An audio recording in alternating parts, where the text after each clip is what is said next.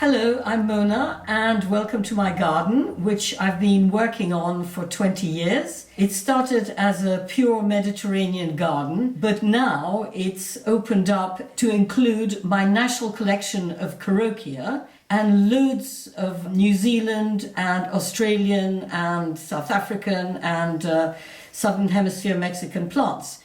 The garden has been awarded Best Back Garden in 2015, and I've been on television a few times. Hot off the press this year in February, I published a book on my national collection, which also includes the story of my garden, which is called Carokia, My Adventure. This is my new Corten steel fence. Well, it's not really a fence. It's Corten steel metal that's been lasered, and behind it is marine ply, which I have painted my iconic bluey grey color, which runs throughout the garden, because my favorite combination, as you know, is bronze against bluey grey, and that's what we have here. So I've designed this, and this Corten steel has been lasered, and behind it we've got the marine ply bluey grey, and it's stylized bamboo, Japanese style, and you've got the iconic number 7, and so you've got 5 here and 2 there with a space in the middle, and I'm very pleased with it.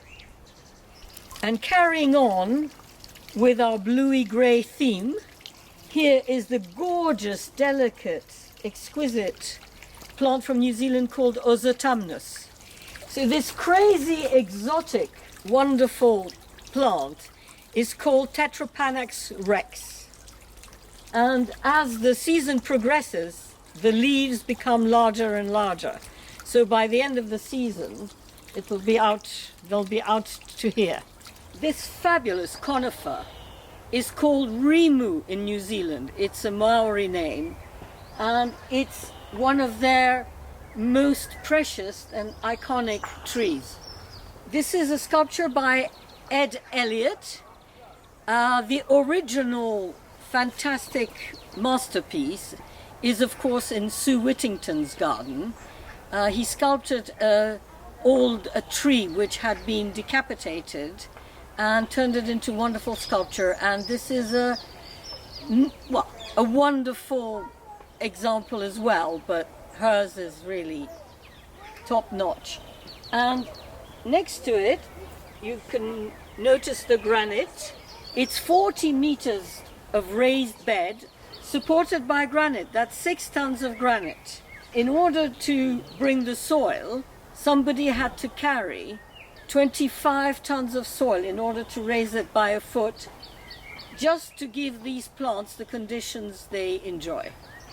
This area used to be completely taken over by a gigantic willow, and finally I decided I needed the space, so I had it felled, and it's given me all this space. And here I used to have my compost, and that was also wasted space, so I brought in yet more soil in order to raise it, and I call this the mound.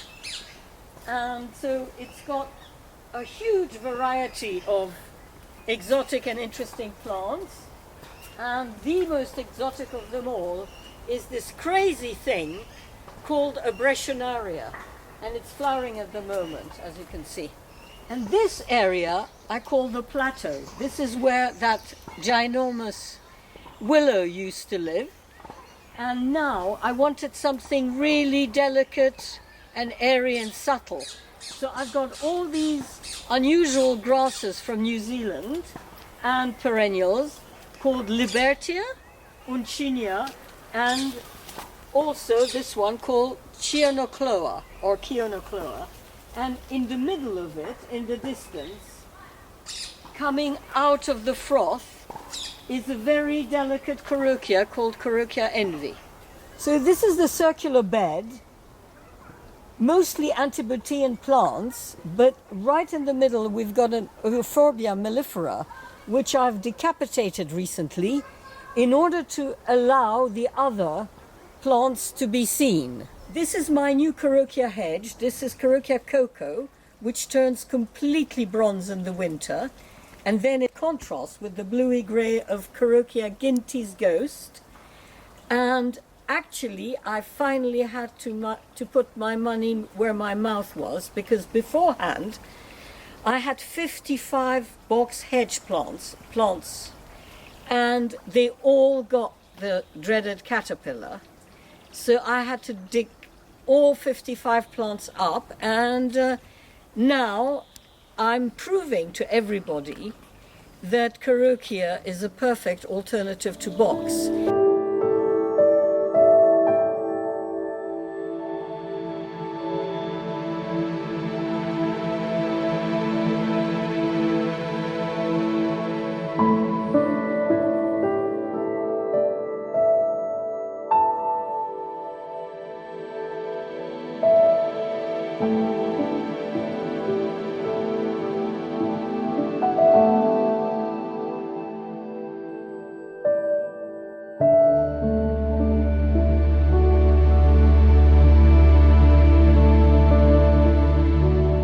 Unfortunately, as you won't be able to come and visit the garden for the Highgate Festival, hence this film, but the good news is that the NGS has allowed us to open our gardens again, and I have decided to open in September, the 12th and the 13th of September. That's a 12th and 13th of September, that's a weekend.